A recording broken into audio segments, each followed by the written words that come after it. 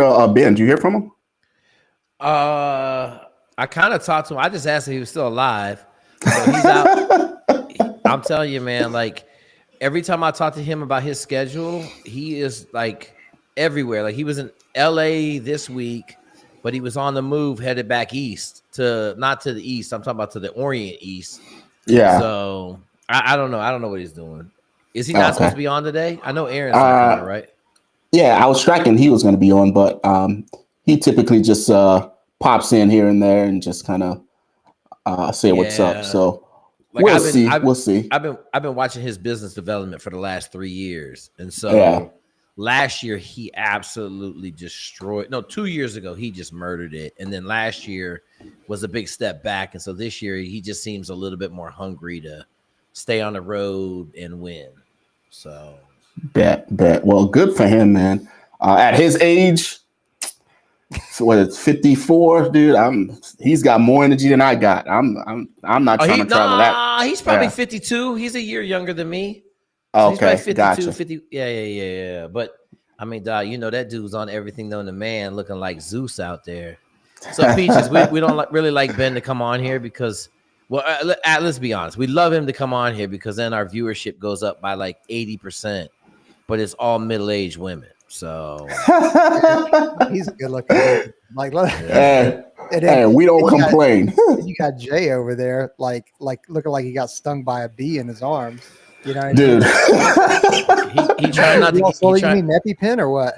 Dude, you know the crazy thing is, like, I literally look at my arms and them bitches grow. I can squat the world, them hoes don't grow for nothing. You know what I mean?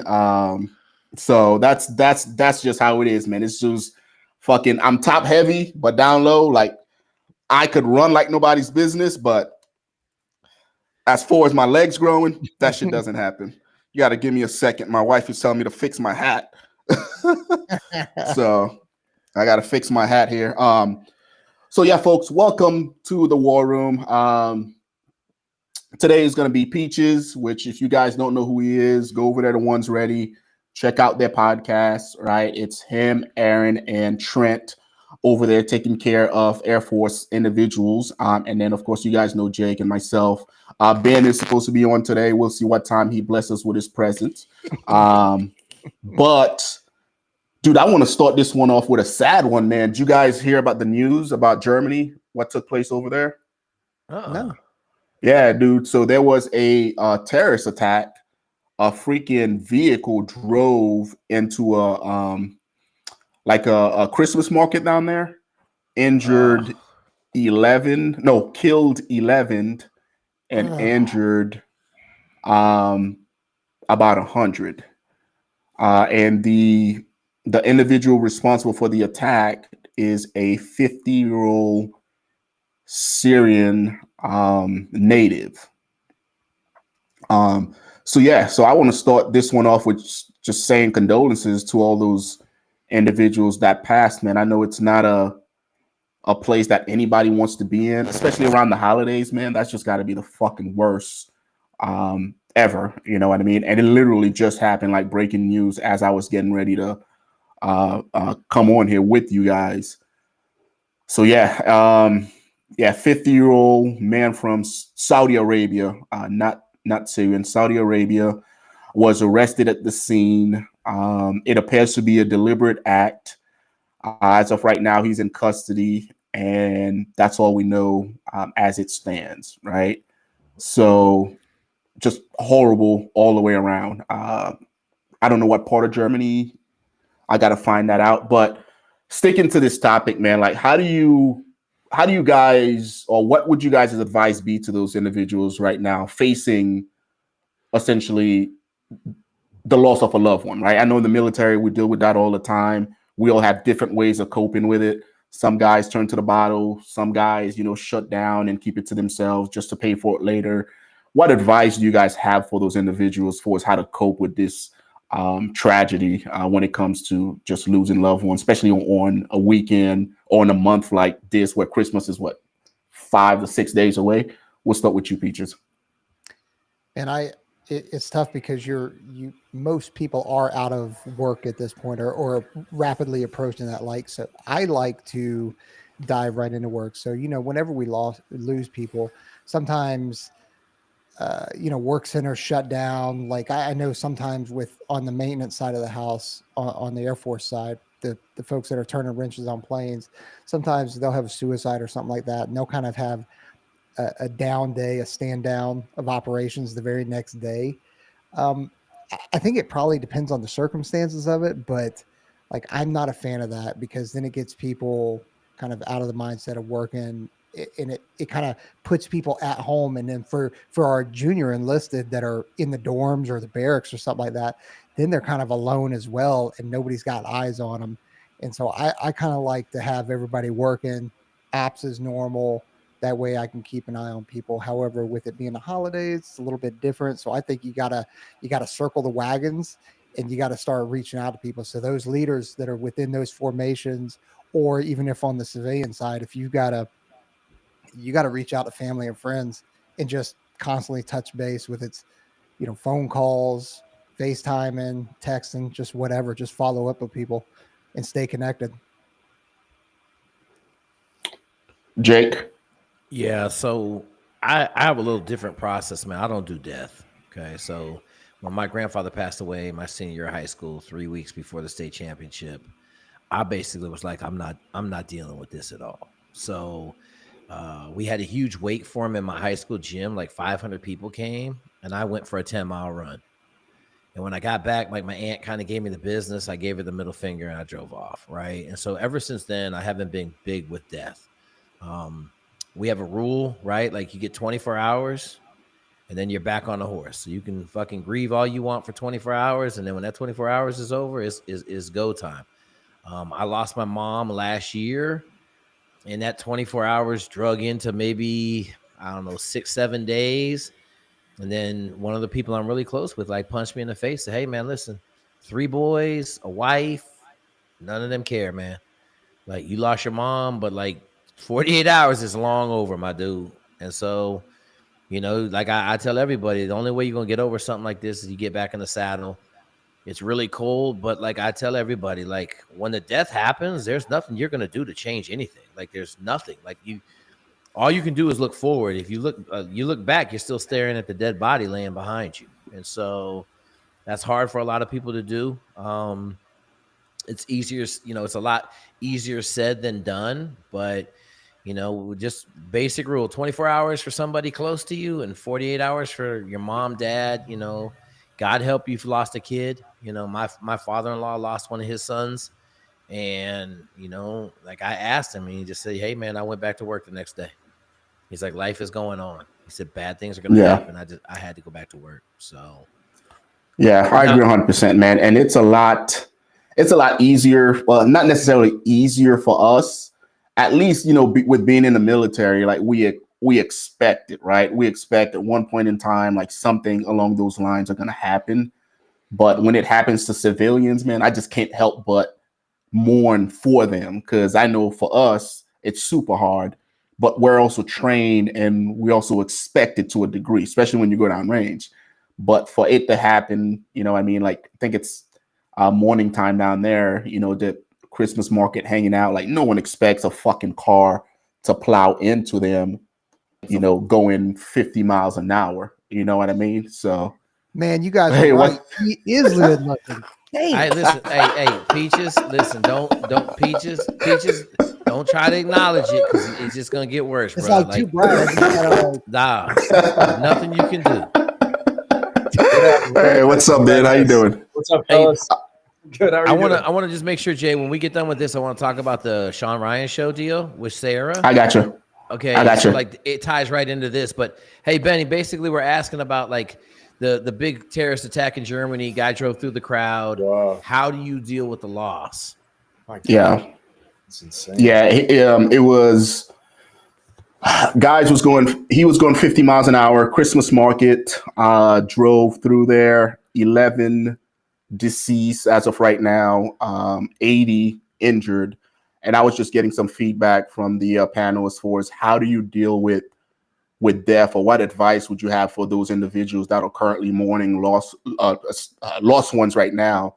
Because I know we deal with it in the military, but we're expecting that to an extent. But when it happens to regular civilians, like, fuck, man, like, how do you deal with that? Yeah, I mean, I think so. I mean, there's a process in the grieving process, right? There's like, the first thing is the shock and denial when it first happens. And so everybody's in shock right now. There's a shock, denial, and then anger. People are going to get angry, and what I would say is that during that shock period and then the follow-on anger period, don't destroy yourself or do something that's going to make the situation worse. I mean, I know we all talk about all kinds of things. I mean, in combat, it's different. You know what I mean? Obviously, this is a whole different thing. But out there, especially, I mean, you got to take care of what you can control. This is one of those things where you can't control what could have happened. We can talk about follow-on. We can talk about future security. We can talk about all those things. But once it happens, understand what you're going through emotionally and psychologically, shock, denial, anger, right? Until you finally, and there's going to be depression as well, too. So, denial, anger, shock, depression. People are going to get really depressed and just wonder why.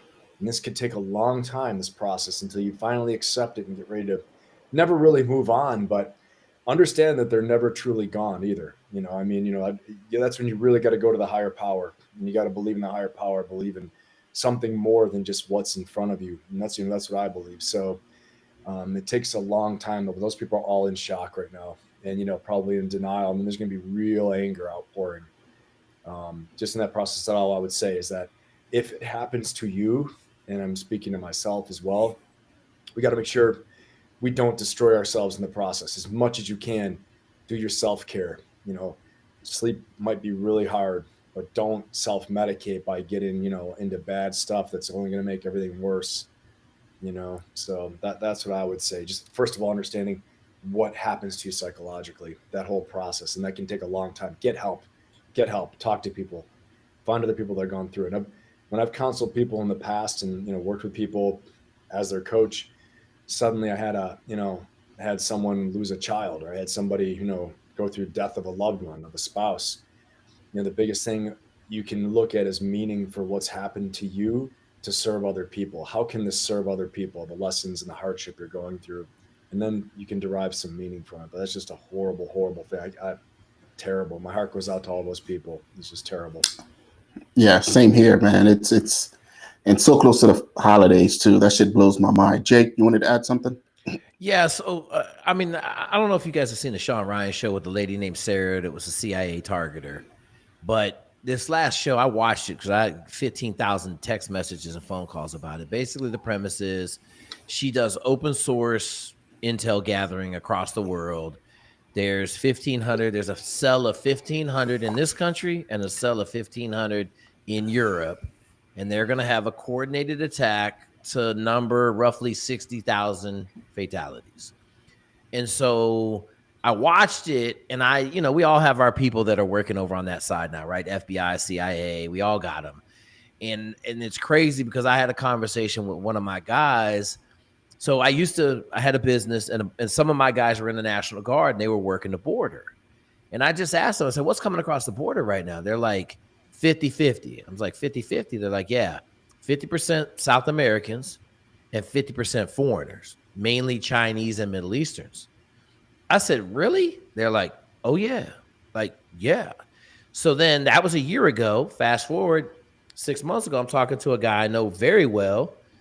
He's like, yeah, everybody's spun up because there's a lot of noise happening right now about like domestic terrorist attack, right? And so when I heard what she was saying, I was just like, good God, right? Like 1,500 people. And they don't know how. They got some ideas, right? I asked you guys about the drones flying around. Obviously, we've seen the impact of drones in Ukraine, and $300 drone taking down a $80,000 747. You know what I'm saying? Like, we've seen it. So I just, like, knowing that this is a terrorist attack in Germany, I've been saying, like give any of us 10 people, and I'm gonna do so much hate and discontent. Like, we all know what happened in New York City when the guy drove the U-Haul truck down the road. Like just driving down the sidewalk, mowing people down. Like think about that. Like I purposely went to the Army. Oh, I went to the Army Navy game last weekend. I purposely did not go to the game because I think right now I just have this uneasy feeling. And I know you guys know what that means, right? Like my uneasy feeling means like I need to make sure that I'm in a safe place. I'm not exposing my family to extra jeopardy. And if that means I don't really do too much for the next couple of months, the next year, so be it. Until that feeling goes away in my back of my mind. Like, because I've been saying, like, we are ripe for the picking. Yeah. Have you guys Now- ever spent any time in the United Kingdom? I haven't. No. A little Un bit, poquito. just a little bit visiting, not much. This is just my own personal experience over there, and it's a fantastic. Like I spent 8 years over there. I loved every minute of it. Like, and I got to travel all over Europe and Africa and stuff like that. But I do remember I went to go speak at a conference or whatever in downtown London, and I was riding my motorcycle, and this is 2009, 2010, not every bike had a GPS and Apple Maps and all that kind of stuff on it, right? And so I'm trying to navigate, and I found myself in Little Pakistan in downtown London, and dude, you may as well be in Kabul, Kandahar, Bagram, wherever, because you're looking around and it's man dresses, and there's call to prayer, and like, dude, I could have easily had a radio on my back and 2 A10s overhead and felt right at home. Like it's wild. And I didn't, nothing happened, everybody was friendly and stuff like that. But it's just like, dude, we have, there are so many people out there. And to your point, about the guest on Sean Ryan, like that's a real threat out there that we are probably going to face. Now, as far as threats, Jake, why do you guys think all this terrorist stuff takes place? Like, if you guys had to dig into the psyche, why do you guys think some of this shit happens? I mean, basically, it's philosophical differences in religion, right? Like they're trying to. If you listen to Sean Ryan's show, like she's really smart. She's been on 3 times. She's really smart. Like she's like Aaron, right? Like let's give Aaron his props for not being here, but like she's digging into, okay, so Osama bin Laden's son is running everything. Osama bin Laden was ready for a 4 or 5 generation war. Well, his son is like, no, I'm doing it in my lifetime. I'm going to create the caliphate in my lifetime. And so when you start talking about that, like one dude's talking about a 50 to 80 year plan. The other dude's talking about a 30-year plan the rest of his life. The other thing that she harped on, which stood out to me, was this dude doesn't want any recognition. He doesn't want to be found. He's not trying to take credit for anything. Of course he doesn't. Well, we know that. We know that. But I'm just saying, like, she's like, she went through all the ties, right? Like all the terrorist attacks are coming out of Al-Qaeda, and they're letting the host terrorist nation take credit for it because they don't want to, they don't want us coming after the head of the snake again. But it was just like that show, like her talking, and I listened to the whole thing. I was just like, good God. And I knew it was out there, but I go back to something that was said by a buddy that we all have. We all have one of these buddies. And this was the quote that rocked me about 5 years ago. If you knew what we stopped on a daily basis, you would move out of the United States tomorrow. Right? Like we all got them dudes that, like, my dude was working right at the tip of the spear. He said, listen, if you knew what we stopped on a daily, but you'd move tomorrow. You'd be out of the United States tomorrow. And so that's never left me, right? Like, we got the best over here, but they only got to have one. Now, as it relates to DroneGate, right? I'm sure you guys have been following this story pretty close.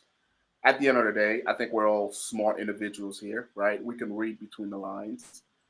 I was listening to an individual named, I think it's Jake Ferguson. He's the CEO of a small drone company right now. And he has a theory that I think makes a lot of sense. But again, it's just a theory. But I want to get you guys' takes on it, right? He thinks that the drones that have been spotted in New Jersey and somewhat the Midwest. From what I understand, there was some spotted in Arizona also. He thinks that the U.S. government is looking for again, speculation. I'm not trying to fearmonger here, but he thinks the U.S. government is looking for a dirty device of some sort, right? Some type of warhead that was probably lost. And now they are trying to find it. And the reason why these drones are doing work at night is because, one, during the day, you're not going to find anything, right? And they're doing it at night because the drones have special sensors that can possibly pick up some of these radiation and some of these signatures to hopefully find whatever it is that they're looking for. Right now, what do you guys again, I'm not saying that it's facts, but I do know, one, we live in America, right? We have the Pacific and the Atlantic between us. The psyop that's going on as far as, hey, this is an Iranian mothership or China is responsible. I'm like, bro, like, this is America. Like, we're the number one superpower in the world. And you're telling me that we're going to let foreign drones fly within our airspace and not shoot them down? Like, what kind of dummies do you take us for? It's my thought process, right? Like, what are you guys' thoughts on this? Jay, before you get started, let me remind you, we let a balloon float all the way across the country, packed with Chinese sniffer technology. Just a small reminder, Jay.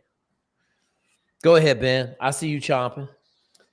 Honestly, I'm just giving it a real just thought. I mean, there are a couple things, right? A couple of ways it could go. I mean, we might be just letting it so we can see what their technology is, or it's totally not what we think it is. You know, it's totally a private contract that they're just doing things that, you know, that they don't want to discuss. It's government sponsored. I mean, you know, it could be any number of things. I just think that, so how do we define a threat, right? You go back to, what is a threat? A threat is a capability plus intention. So what is the capability? And then what is the intention behind it? You might have a real radical that's like, I'm going to destroy this country, or I'm going to destroy this facility, but they have no real technology to do it or no capability. Then is it really a threat? No, intention is there, but the capability is not there. So I think those two things together is when we're doing strategic calculus, we have to look at what really comprises, you know, what composes a threat. What is a threat? And so I just think looking at the drones, okay, they're there. What's the threat? What's the capability? And then what's the intention? If we know the intention, let's say that it's, you know, it's a private contracting company, it's just a private company, they already know about it, not a big deal. Fine. But since we really don't know, we're just speculating right now. I don't know, has any evidence been presented? Is anything out there? And this is really what, you know, the rubric I have to go through before I start, you know, going through conspiracy theories. Now I can get wild and be like, oh, it's all these different things. But honestly, this is the advice I would give. We got to get some evidence. We got to figure out what it is. Maybe grab one of these things, see who claims it. If no one claims it, see where the technology is coming from, so on and so forth. But someone somewhere knows something, you know, and with our capability to grab signals and look at where they're coming from, or introduce packets of info into things and make them not work anymore, I don't feel too concerned, honestly. You know, I mean, this is like, you know, this is like 16, 17-year-old technology. Just, you know, introduce some packets into that drone. It's not going to function anymore. Yeah, so this has been going on for like a month, and the government they've been holding briefings on it, and they say it's not foreign. I'm just trying to figure out exactly what, if it's not foreign, like what are they looking for, and should they be more transparent? Peaches, what are your thoughts? Man, I'm always skeptical of the government, and the reason why is because, you guys know as well as I do, you know, we've all got security clearances that are some of the highest, right? And how many times do those leak out? Just you hear it at the bar or something like that. Dudes are just talking about it. So, like, I think that if it were malicious, I think that we would probably know about it. I think if anything, I always lean towards incompetency before maliciousness. But I mean, it's probably some Space Force or Air Force freaking exercise that is super, super top secret kind of thing. And they just don't want it, you know, because there's acknowledged and unacknowledged type things out there. And maybe it's not even DOD. Maybe it's some kind of Department of X. That's a great point. I mean, I do live out in Las Vegas and Nellis, and we do have places and locations out here that are, you know, don't exist kind of thing. Hey, let's look at the other thing. Maybe Amazon is just trying to deliver packages a little bit more. And I'm here for it. 100%, Jake. That might, honestly, you're right. Right. Might be it. I'll tell you though, like you're saying, I mean, with all the stuff that came out about the aliens or whatever happened, did they debunk that or what was the deal? I mean, who knows, man? I mean, we got aliens, Ben, like that. Dog, this is the dumbest shit in the world. Like, we're the only planet with life in the universe. Yeah. Like, we're fucking stupid, okay? Like, yes, there's aliens. Yes, they've been here. Yes, yes. I'm ready. What are your thoughts on aliens? On the ship. I want to fly around. Let's see it. I haven't seen any little green men. I haven't seen any. You'd be the one too. Yeah, exactly. Yeah, but I mean, like going back to my incompetence question. I mean, answer. Like, look at I forget how long ago it was, but the Air Force has messed up and flown nukes over the continental U.S. on accident before. Like, you know what I'm saying? So, when I lean towards incompetence, like that stuff does happen. Maybe they lost something sensitive and they just can't talk about it. Like, how many times you guys done Hands Across America looking for a rifle? You know what I mean? Too many times. Hang on, wait a minute. Exactly. Too many times. I don't want to. I'm gonna send a shout out to my dude who left his rifle on a tree. And then we looked for it for 3.5 days, and I said, "Bro, like, why did you walk all the way back here?" He's like, "Well, what was I gonna do? How about you just sit down until we come find you? Because at least you're closer to the rifle." To your rifle. I walked his land nav course like 5 times, still couldn't find a rifle. Let me give you this one. We're in Bridgeport, California, doing like a mountain exercise, like mountain training, all stuff, mountaineering, and we formed like this rope bridge. You're going across the freaking rope bridge, across this chasm with a river. Old boy's going across. Flick, the rifle flops off his back. Big drop down in the river down below. What do you think happened there, man? Oh my God! You scuba tanked it up? I didn't scuba tank it up. Somebody did. Somebody was doing some shit. Somebody was doing some stuff, but they got that rifle eventually. But it was just one of those things. Like just watching this.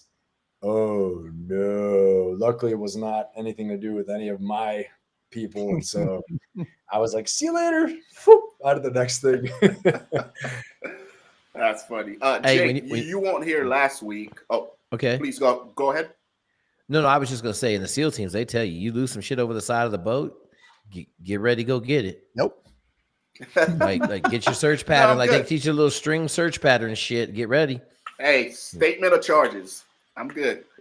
Just write your statement of charges. Which is the dumbest thing in the world. Like the gun is like $800, but the magic gun, like you could lose some real shit that cost $8. Like we totaled a Jeep Cherokee. No one gave a shit, right? Like totaled it. They're like, oh, no problem. Lose a fucking 6-hour $400 gun. All of a sudden, they're like, holy shit, bro! The Chinese can get that gun and end America. It's a magic gun. Yeah. But Jake, Daniel Petty, you weren't here last week. What are your thoughts on the debacle that's going on around that? As far as the Daniel Petty, the Marine that got acquitted, and now everybody's calling him racist and KKK and all shit. Like, what are your thoughts about that? Right? Because he's on the subway. Yeah. Listen, man. Like I'm talking the pot calling the kettle black. I know you've been on the subway and seen some crazy ass tripped out, high as fuck motherfucker, like yelling in people's faces, like, and you're like, I'm like 5 seats away. I'm like, man, what the fuck, right? Because you the dude that you got the capacity to slow this dude down, right? I remember I was on the train in DC. It was 6 a.m. going to work. And this dude didn't have his pants on, smelled like shit. And he was just accosting people, like putting his hands on the window. So you know how close his face was. I was like, oh my God. These people are pros in DC. They'll just be like, well, yeah, but I'm talking about this. They've got like a silenced pistol in here. Not even. Yeah. And you're on there with a bunch of military people. And I just like, here's my deal, man. If he decided to choke him out and choked him too much, shit happens, man. Like if you on a train and you being an ass, the downside is the black guy got hammered, but he stabbed the dude 30 times, right? Like oh, the Marine just choked him out. Like, okay, did he choke him too much? Well, what's too much, right? Like, do you want crazy lunatic dude waking up because you didn't choke him enough? Right? So, like, I don't care about that stuff. Like, that don't bother me at all. You do dumb shit, you win dumb prizes. Fuck around and find out. That's my 2 cents. To me, that sounds like, and I wonder if this is just me or if the three of you also feel like this. Like, it's a 1 and a 0, right? In terms of if you try and do escalation of force, like you may get beat to the punch. So you go from 0 to like all in, 0 to 10, boom. Yeah. No delaying, because that's a race and a competition to, as you start to escalate. If you're going to play that game, like, okay, escalation of force, now all of a sudden they just won. Now is if you start from 0 and all of a sudden you go to 10, you're winning. I don't know. That's just me. 1,000. Sounds like something I said last week. Oh, is it? 1,000%. Yeah, Very similar. We were talking about, I won't get back into it, but getting in some trouble in a parking lot or something. Someone's like, I'm going to get my gun. You're like, oh, Nope. really? I'll be right here. No, and we had a big talk about that. Okay, Again, just kidding, like last week. This is not advice for anybody. But yeah, man, I mean, that's the thing, is that I think escalation of force works when you have absolute dominance and fire superiority. You can be tolerant and have an escalation like that when you are absolutely stronger and you just know you're stronger. But if you're entering a very uncertain environment, like you said, you got to win. I mean, what are you going to do? You're going to say, okay, I tried to escalate and they killed me, and then you're done. So 3-inch knife will send you to the fucking deep 6. Yeah. 3-inch knife. Shout out to Aaron. Even though he's not here, he's still keeping an eye on the chat for us. We got 2 super chat that we almost missed. All right. So the first one is from Mason, right? Since we are on the spooky topic, this is for everyone. What's the most paranormal sci-fi thing you've ever seen or heard while serving? Shit. I got one thing. When I was a kid, my mom worked on the Air Force Base, and I got to go fly the C-5 simulators. Okay. They every now and then the AC-130s would come through and work with 2nd Bat and 1st Group. And I was in a room when they were talking about the large animals that they saw up on the border of Canada, which walked on 2 legs. That's all I'm going to say. But I was in the room listening to the pilots talk about it, that they were watching on FLIR.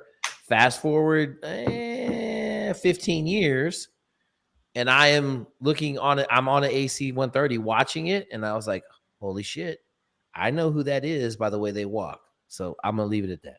Damn, this is a new TV show. What was it? They had the Northern Monsters or something. What was that called? Alaska Monsters.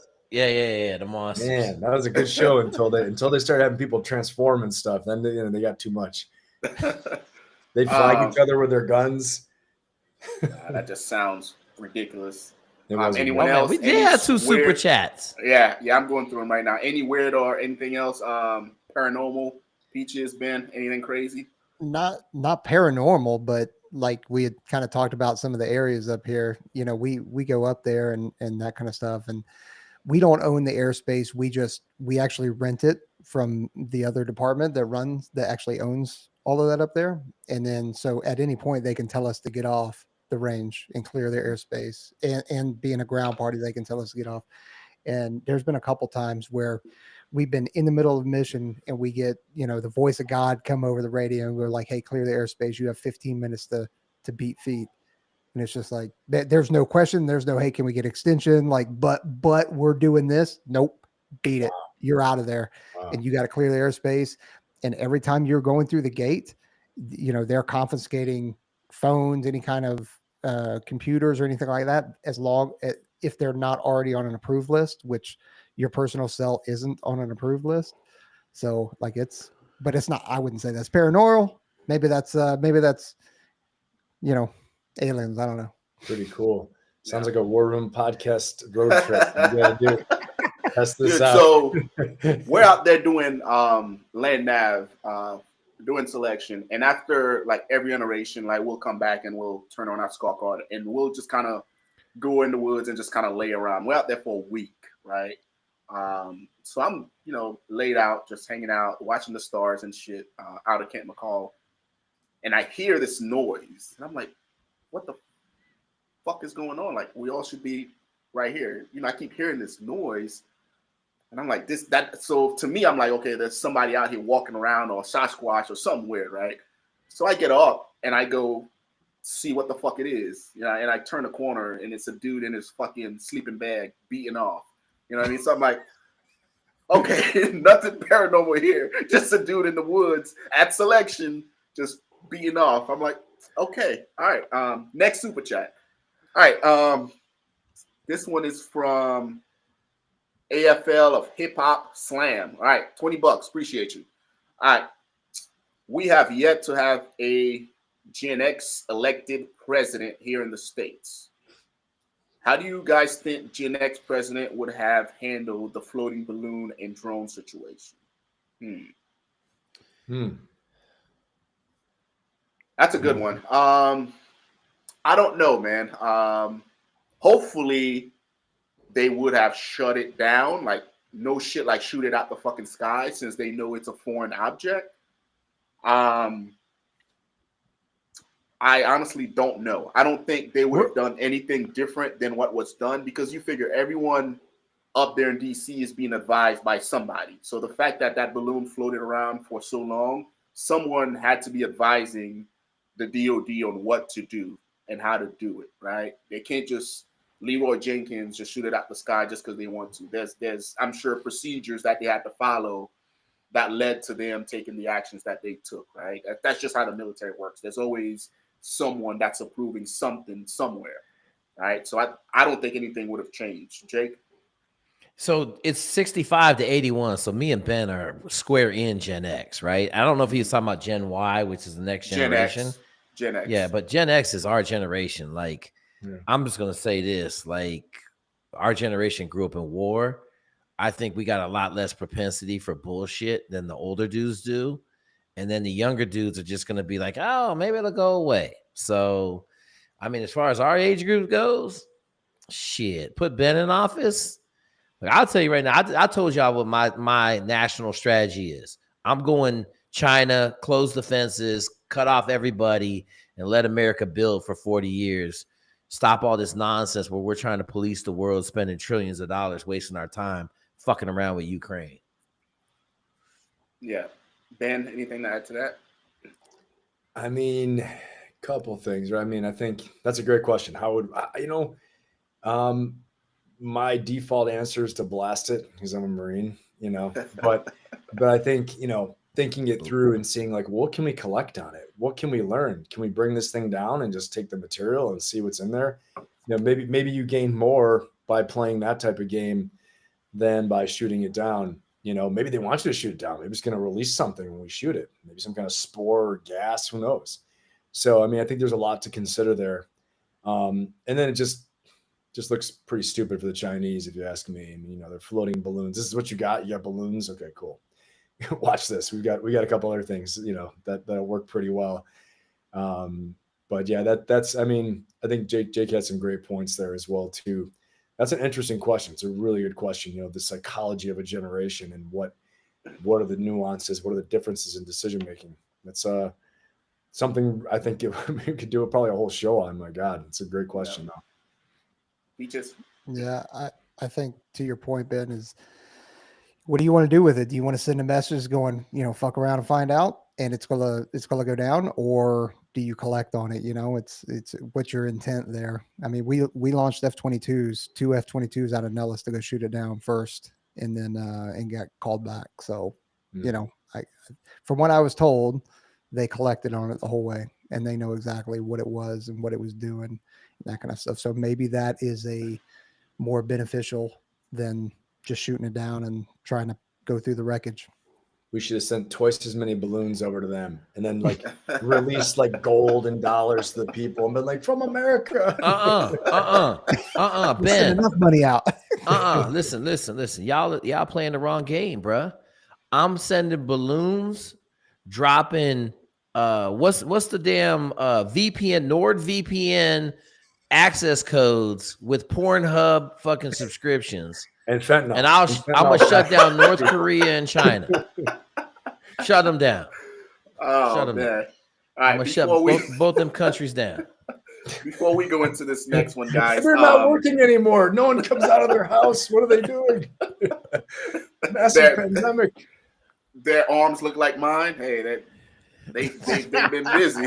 hey, Jay, I didn't want to say nothing. I know you told us about the guy beating off in a sleeping bag, but you know damn well you told the story, but it was you. It was you in the sleeping bag. No, I ain't that fucking psycho. All right. So this one's for everyone on the panel. It's about adaptability because again, I like to throw some of these self-development stuff in there to help the audience watching. Right. So combat life, we all know is unpredictable. All right. What strategies do you guys use to adapt quickly to unexpected challenges, and how can people develop their ability to thrive in uncertainty? Well, I'll jump in that. I mean, I think that probably the biggest thing is unexpected things. You have to expect them all the time, right? So I think, if we let's just use a direct action mindset, right? We're squeezing out uncertainty as much as possible. We're going to reduce the variables as much as possible down to that pinpoint, and then take action. Do a risk calculus. Is it worth what we're doing, the expenditure of resources and the risk we're taking on? What is the risk reward here? And again, I think as an individual operator of your life, okay, so you as an individual operator of your life, you have to be expected to be quote unquote combat ready at any time, right? So that's what is expected of every team member. So what does that mean? That means, frankly, don't be a drunk. Don't eat yourself into oblivion. Stay in good shape, sleep, do all the basic things that are going to make you quote unquote combat ready for life, right? I mean, so that when the uncertain things happen, you've got the energy to overcome the obstacles, to look at what all the variables are. Which ones can you gain certainty over? Okay. Which ones can you action? Which ones can you ignore? And then take action from there. I mean, that's the one thing that's certain is change for all of us. So, you have to, I think again, preserving yourself, your health, your fitness, your wellness. This is why, everybody here on this panel, why we focus on those things. And that's what's going to lift you out of any bad times too. Because you've got your health, you're okay. You got a chance. But if you got bad things happening financially, relationships, all this stuff, then you start destroying your health and you're not sleeping. You start getting sick, or if you are sick and you're making it worse, right? By doing things that aren't helpful to you healing, then it's only going to get worse. So I think at a baseline, that's it. But again, if you're doing all that and you're still getting hit with things, it's still going to happen. Really don't let fear overcome you. Try to really get rock solid about what the facts are, right? Where can we squeeze out the uncertainty and know, let's say you owe a bunch of money, right? And you're having real financial problems. Lay that all out. What's out there? Then get a plan. There's plenty of stuff out there. Shoot, you can ask us here, but there's plenty of stuff out there on how to reduce your debt, how to play that long game and beat down that debt and then start making money and start building wealth if money's a problem. But there's a lot of stuff out there. Again, squeeze out the uncertainty, reduce the fear, take care of your health and your wellness, and then you get a shot. You'll have the energy to overcome the obstacles and the adversity that you're facing. That's what I would say. Good answer, Ben. Jake, Peaches, anything to add? You ready, Peach? I got a big one. So I mean, I would just, everything that Ben said, and I would just say, hey, perspective too. Like I always think, like when everybody's like, oh my God, it's so terrible, or they're freaking out. Like I always try and keep an even keel, like just maintain some kind of level-headed like reaction, and also perspective in the way that like, dude, I can, drink, I can eat, I can sleep, I can breathe. I'm not underwater and I'm not getting shot at. Like everything's going to be all right. Amen.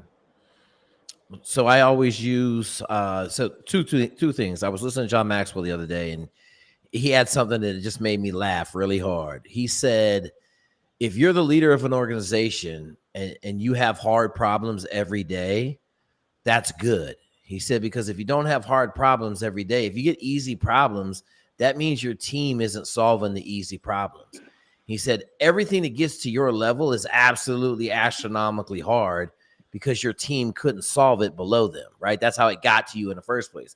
And I said, shit, that's a pretty enlightening statement, right? Like I hadn't really thought about it from that perspective that, you know, shit, I ran a company for the last 2 years. We made a lot of money, but I know when I got problems, they weren't easy answer problems. And I hadn't really thought about it that way. The thing that I do, two things, I'm always going to be absolutely optimistic. I'm fucking going to win in any situation. Okay. And if I lose, I died, right? Like if I lose, something happened, I'm going to look at it and could I have done something better? 9 times out of 10, like I couldn't have won in this situation no matter what I did, right? Like I don't lose very much at 52. Not like my loss. I took losses in the 30s. Now I don't lose very much. And then the other thing I always live on, it can always be worse. Like Peaches was saying, I don't give a shit. You know, you got one flat tire and you bitching about that, and you pull over the side of the road and you got 2 flat tires. And then you fucking like, oh man, you know, this is so bad. And then you're like fucking a dump truck comes and fucking cleans the whole car off the side of the road. And you're fucking like, God damn, it got worse. Right. And you're sitting there on the side of the road and you're like, fucking, now you're diving out of the way because some other car is fucking coming at you. Right. Like anything can get magnified and worse. And so when you do that, what it does is allows your brain to look at the problem you have and be like, all right, how do we solve this problem? Because I don't want to deal with those other problems that like can manifest, because it can always get worse. Like we know that. Like, yeah. And those are the two, like just stupid ass optimism, and then it can always get worse. I can fucking win in any situation. Now, do you guys matters, think, man? That's a great point. Yeah. Now, do you guys think as men we should intentionally like seek like hardness in our lives?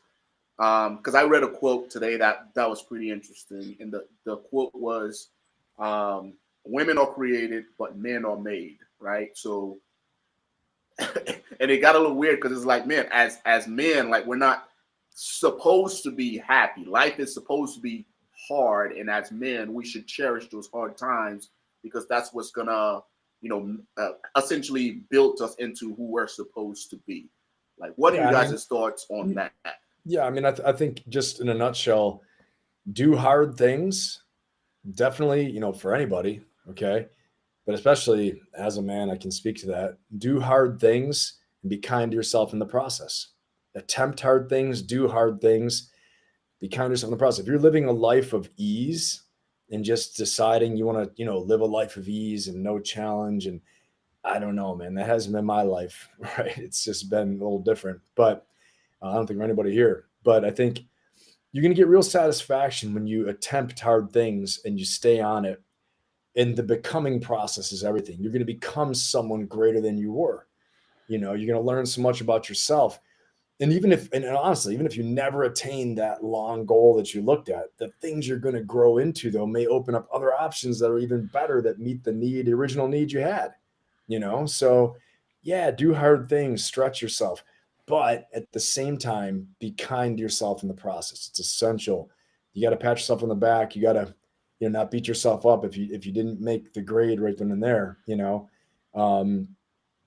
I think it's important. I had a chance. I think I was working with Trent Dilfer, NFL quarterback for the Elite 11 and all this stuff like that. I had a chance to coach alongside some of those guys, and Trent and I were talking about that, and he was just saying, like, it's one thing he tells these quarterbacks, these elite quarterbacks, because, you could be the star one day, and Jake, very well from your football life. I mean, that next day you're done. You have a bad game, you're done. I mean, it's anguish. These guys sit there, then they're sat on the bench.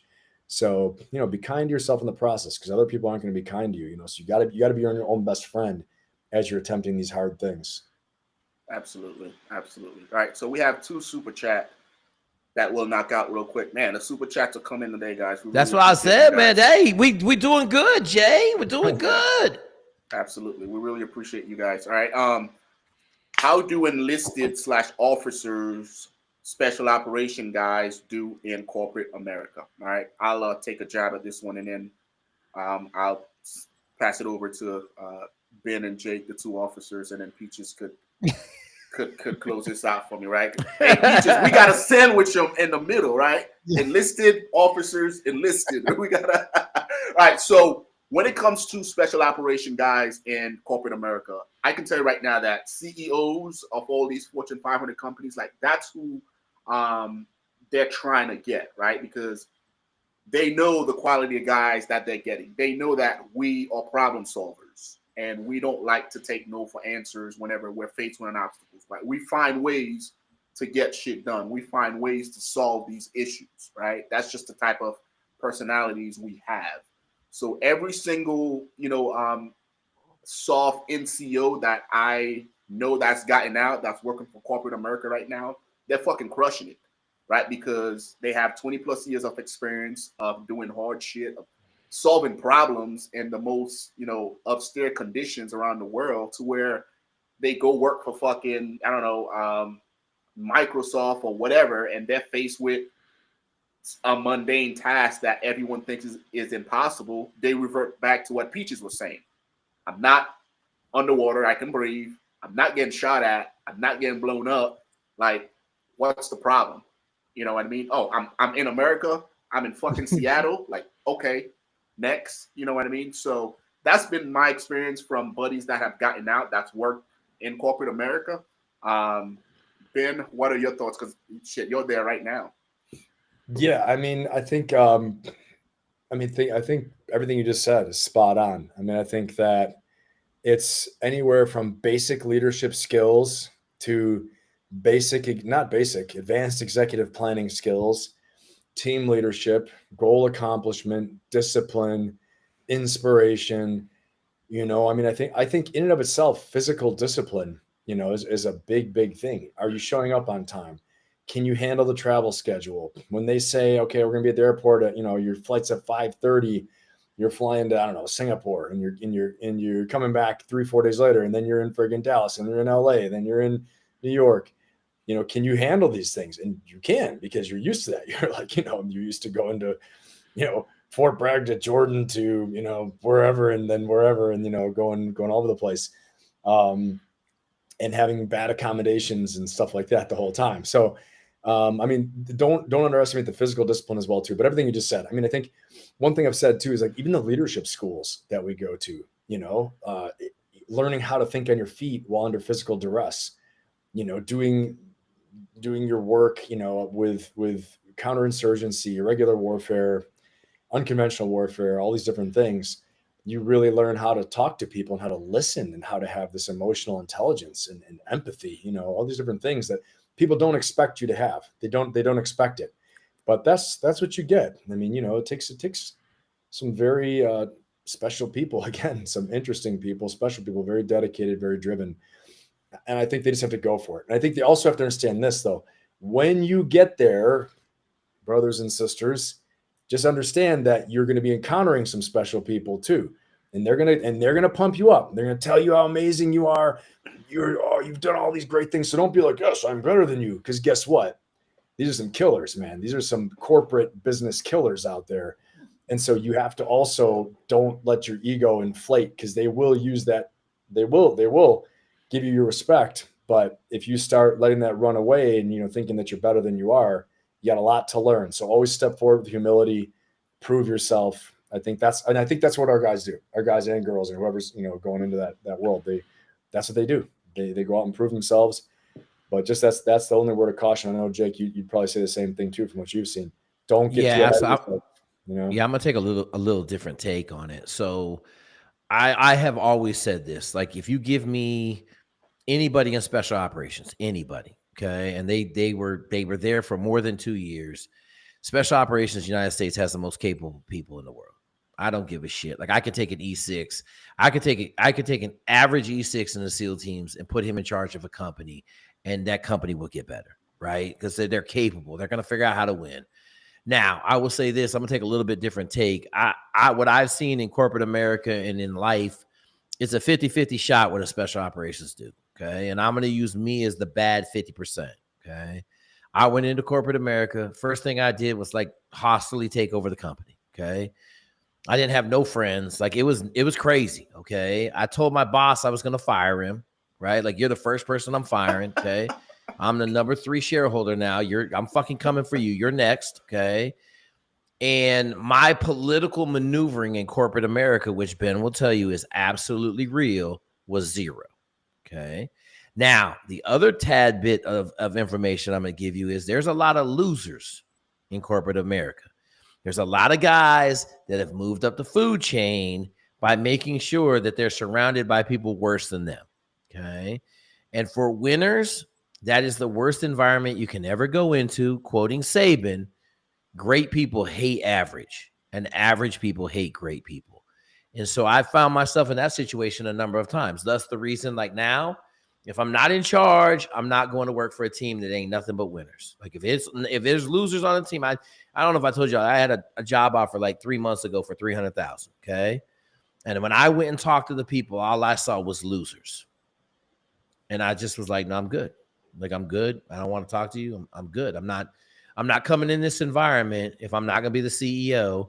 And I have to sit there and try to explain to you as a loser why I think we need to change directions. Because all it's going to do is end up getting me, like, I'm going to get pissed off and then I'm going to get fired. Okay. Which I don't have a problem saying, because that's why I don't work in corporate America. I throw pottery, talk to you fuckers online, right? I try to keep myself alienated and isolated from the general population so that I don't constantly hate and discontent. I almost slapped somebody at Army-Navy game and I got warned, and then I had to like leave and go calm down. So like that shit happens, man. Like, oh, is that why we didn't go to the game? No. I didn't go to no. I was in the parking lot the whole time, man, chilling, because I didn't plan on going to the game anyway. Jake, you know, Benny, hang on real quick. Let me address this real quick. Hey, Benny, you're a freshman. You're 96, right? Yeah. Okay, your freshman year, I sat in the stands after playing in the Army-Navy game my freshman year. I played in the Army-Navy game as a freshman, and then they were punishing me because I was being a complete dick on scout team, and they made me sit in the stands. Really? So I refused to go to an Army-Navy game. Like I'm not going, because that just brings back, like every time I go, I'm like, oh, you're back in the stands as a sophomore. You weren't good enough. You fucking shut down practice every day, and we went 1-10, and you're not good enough. Like, you fucking aren't good enough to play here. Like, so I can't do it. Emotionally, it's too stressful. Jake, you need some counseling. Hey, bro, listen. Counseling, I don't know. Counseling will help me, man. I don't know. Oh my God, man. Dude, Peaches. I didn't know that about your sophomore year. I'm just trying to think, like, that's hard. But yeah, coaches can be interesting, that's for sure. They're dumb. We went 1-10, Benny. They weren't playing winners. Dude. Like, dog, it was the craziest shit in the world, bro. I get so pissed off about that, man. And then to come back, I was 245 as a sophomore. I come back as a senior at 200 pounds and drop 57 tackles and 5 sacks on the board playing fucking 200 plays. You know what I'm saying? Like, I was so much better as a sophomore. Don't get me started, bro. Hey, we were 1-10. We had a new staff, though, too. Losers. Once again, whole staff was fucking losers. Shout out to all you motherfuckers from 93, 94. You guys were losers. Yeah, and then new staff came in, though, with Coach Niemot was on that staff, too. Yeah, man, that guy's aces, man. So a lot of good guys on that staff later. I'll say, Jake, that coach is winning right now. He's living rent free in your head. Just saying. Yeah, he is. Hey, 100%. Damn. Hey, I'm glad he's dead. Hey, shout out to George Chomp. I love you. You passed away. Fucking deuces. Hey, man, call a spade, man. That's terrible. Fucker. That's terrible. Hey, man, y'all can cover your faces if you want. I ain't got no problem shooting people, man. Terrible. I think where's the freaking flashing warnings when we need it? No, man. Oh my God. Well, to your point, so for me, I think, what we bring is, at least from an enlisted perspective, is being that team sergeant. We've all had a team sergeant. I don't know what you guys call them in the Marines, like team sergeant, team chief, okay. Team chief. Yeah, Yeah. same kind of thing, right? That's the dude that's running the show, right? Yeah. I mean, the officers, you guys got the authorities and expect or accept all the risk and that kind of stuff, but that team chief and that team sergeant is making sure shit is running right. So that, and a lot of times, I can't speak for everybody, because I'm sure there are people out there, but when you get into that section, to your point, Ben, about like, well, you got to travel, you got to do this, and then you get somebody that pops up and says, dude, that's not my job. That's not my job. It's like, oh, dude, I'm sorry to tell you, it is your job, and I need it to be your job, because we don't say that. That's not part of our lexicon. 100%. That ain't my job. I mean, I'll be honest with you, like, I'm 100%. I'm looking to expand right now. I'm hiring all that, and so it's like, what am I looking for? That's what I'm looking for. I'm looking for none of that, nothing that, not my job. I mean, and so I'm very selective about who I let in. But I've got to grow. I've got to experience doing some growth here. And so it has to happen, but that's what I want. I want someone that is willing to go the extra mile, and someone who's going to, never say that that's not my job, but they're also looking to gain more business too. And again, that's what I'm used to. We're gaining market share downrange. How are we getting more missions? How are we getting with the different leaders downrange, or different, the TSOCs, things like that? How are they making us look as a brand? So that's very important, Yeah, copping out and saying that ain't my job. Well, dude, I'm not trying to promote Team Peaches here. I'm trying to promote, like, I want the entire team to win. So exactly. Like, what do we got to do? Like, do I need to edit? Do I need to do, do I need to run the bank accounts? Do I need to do, go out and do outreach? Like, I don't know, man. You tell me. Do I need to hop on that plane and go down to San Diego to do something? Oh, okay, cool. Let's do it. Right. Yeah. Yeah. Awesome feedback from anybody. And guys, if you guys are interested in working for Ben, send those resumes his way. Send them. We're ready. All right, we got one more super chat here. All right, government is on the verge of shutting down again tonight. What do y'all think? Any insight on how this is going to filter down the chain? Peaches? Well, so in my current job, or the job that I literally just stepped out of on Monday, I was dealing with officers enlisted and civilians, right? So your officers and your enlisted aren't going to feel it as much as your civilians. Your civilians are going to end up getting furloughed, which is unfortunate, but they still retain the job. They just won't receive the pay, and they won't unless they're on a I forget the category and the status. It's like a mission essential kind of thing. Unless they're in that status, they are not allowed to show up to work. So a lot of things will end up grinding to a halt. Now, from a political aspect and a personal aspect, I'm kind of okay with that, just because, like, dude, we need politicians to actually get off their ass and do their job. But it's crazy to me to see all the different stuff. Like, you got the Republicans saying, blaming the Dems, and the Dems are blaming the Republicans. Like, dude, you guys are as bad as each other, man. Like, and to what we just talked about, like, that ain't my job. Like, how about get on Team America? Let's win. Like, if we all got on this, and I'm not saying that everybody's got to agree on the policies, but, like, dude, Team America needs to win, and let's figure out how to do that. Absolutely. Jake? Yeah, you know what I'm saying? Blow this motherfucker up. Straight up. Like, the whole gripe about the bill is the debt ceiling. They wanted to raise the debt ceiling again. Like, what planet are we on, man? Like, I would love to go into one of their, like, checkbooks and just be like, okay, you are now $40 million for the debt. Like, hey, you're $1 billion in debt now. What are you gonna do? Like fucking Pelosi. What are you gonna do, Nancy? You're $40 billion in debt now, as a person. What are you gonna do? I'm gonna go bankrupt. Well, then fuck, that's what we're gonna do, right? Like, they're gonna raise the debt ceiling again. It's so stupid at this point. But here's the thing I was gonna shed light on, okay? So go read about Elon Musk. He comes in, he fucking tells everybody to take 3-week vacation, okay? Then he sees what gets done and what doesn't get done. And then if you were gone for 3 weeks and nobody missed you, he fires you, right? So, like, they not playing games. Like, Elon Musk and Trump are in there, and Trump has said it. I'm not fucking around this time, right? Like, I think Trump is like, look, fucking default. Let's go. Like, I don't give a shit. Let's go. I'll fix it. So I love it. I love change. I love the anarchy. Like, I'm with Peaches. The politicians are doing nothing but fucking jacking their dicks in a fucking Camp McCall fucking sleeping bag, okay? And we're in America, and we're looking down the barrel of default. So I rest my case. There's someone in Elon Musk's organization that, like, got ahead of all his work.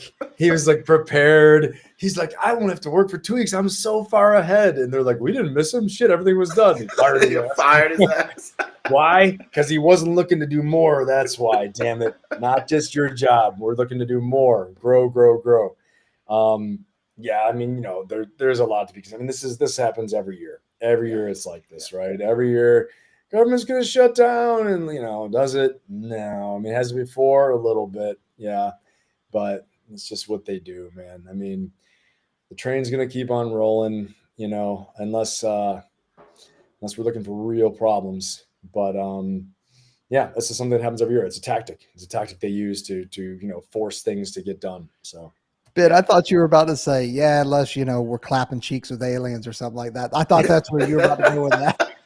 Oh, hey, listen, Peaches, you're gonna learn. That's politically correct right there. That's Cake Eater from the Naval Academy, MARSOC commander. Okay, I am the fucking lucky E5 on this channel. All right, I graduated from the school, but I never left the rank of E5. Okay, I have no idea what you just said, Jake, but okay. There you go. Yeah, man. I mean, that's it. I think it's just a tactic, So. All right, so moving on to this one, guys. This one, I know a lot of Floridians are fucking sad about this one, right? Starting January 1st, 2025, Florida will enforce a new age verification law requiring adult websites to confirm users are at least 18 years old. In response to that, Pornhub has announced it will block access to its site for Florida users. Jay, thanks for this too. I open up my phone. I open up like my Internet Explorer. Here it is, big as shit. It's like suggestions for you, Pornhub. I'm like, what the fuck? It says from Jay. It's from Jay. I'm like, this is great. What if I'm like sitting next to somebody that I don't really want to see this? Here's your suggested websites, Ben. Friggin' Pornhub. Thanks, dude. This is wonderful. Oh my god. Hey, let me tackle this one. Let me tackle this one right now. It was freaking hilarious, man. Okay, I'm gonna throw this out there. I don't watch a lot of porn. Okay, just twice a day. All right. So in Texas, they did this January 1st. So they did this in Texas this January 1st. So I don't watch Pornhub anymore. I watch Hamster, and I watch fucking XNXX. Like, fuck it, go find another channel, right? Like Pornhub is blocked in Texas. You got to age verify. I don't know. I watch this shit covertly, so shit. You know what I'm saying? Like, you can't stop a man from watching porn. That's impossible. Look at the North Koreans. Peach's face was priceless there. As Jake's words were coming out, there was like this realization. He's like, where am I on? This I don't know where this is going. Oh man. I came in here on 1 million today, boys. Nice. Now, do you guys think, like, I know how everybody feels about porn and what it does to, especially like Jake, you're a lost cause, right? You're well in your 50s, but for young men that are looking to consume this, that's gonna fucking fuck up their brains and rewire it. Do you guys think this is a good move and that other states should follow along? I don't like anything government control personally. Yeah. There it is. You would have been with me on the whole social media thing before. I mean, I get it. So Peaches, do you think driving? So Peaches, do you think there shouldn't be like an age limit to drive or to drink alcohol or to smoke? Because that's technically government control. So you're against all of those too? He's like, yeah. No. First. I'd have to sit here and think about it. So what is it's 18 is the age restriction? 18. Okay. They have to prove that they're 18 to consume Jenna Jameson and them. Yeah. Okay, so maybe I misunderstood. I thought it was a blocking it completely, like you couldn't, because there are states that have it completely blocked. Like, so Pornhub, in response to Florida saying, hey, like, the minimum age is 18. They just decided to block it altogether. Oh, okay. All right. I'm sorry. I misunderstood Florida. That then. Yeah. No, I think 18 is all right then. Like, cigarettes are what, 21 now? Yeah. Yeah. Hell, it used to be 14. Yeah. It used to be like fucking young as hell to be able to smoke a cigarette. No, I'm with you on that. I think that's probably a good thing. I mean, yeah, it's like That's probably a good move. Again, like, I think before it was about social media, about communications, freedom of speech. It's a little different, obviously a different ball game, but stuff like that. Yeah. I mean, it's probably Let me just remind everybody, okay? The average age of virginity is going up because of porn. And I'm going to remind everybody, go look at Japan, okay? Their average age of virginity is 34 years old now, okay? Really? And they have a huge population problem right now because there's a ton of 40-year-old virgins over there, okay? So, like I said last time, Ben, if we don't get this shit under control, you be fucking looking around a bunch of 34-year-old virgins, and you're going to be like Japan with a bunch of beta-ass males not able to do shit. I see what your point.